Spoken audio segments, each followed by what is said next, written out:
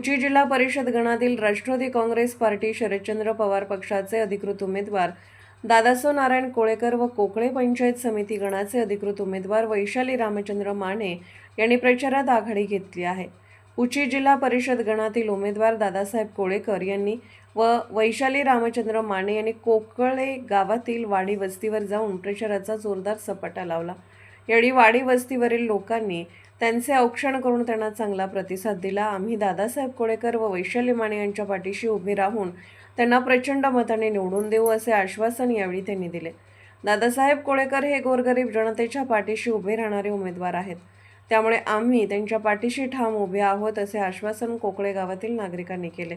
यावेळी महिलांचा चांगला प्रतिसाद पाहण्यास मिळाला।